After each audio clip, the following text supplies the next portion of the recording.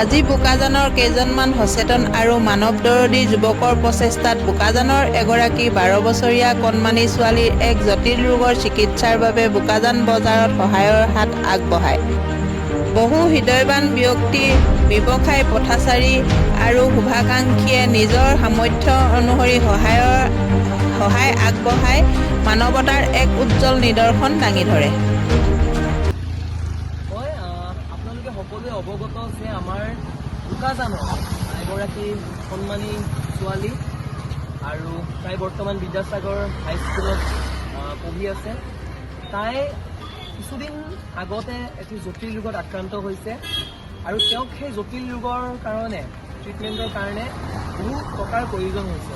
সেই টকাসমূহ পৰিয়ালে দিব পৰা নাই, সেইবাবে সকলোৰে পৰা সহায়ৰ হাত আগবঢ়াবলৈ অনুৰোধ জনাইছে। তাৰ লগতে আজি আমি কেইজনমান যুৱকে মিলি পেলাই আজি আমি আমাৰ বোকাজানৰ যোনখন মেইন বজাৰ আছে সেই বজাৰত আহি পেলাই আমি সকলোৰে পৰা সহায়ৰ বাবে আমি তেওঁলোকক আমি হেৰি দিছোঁ।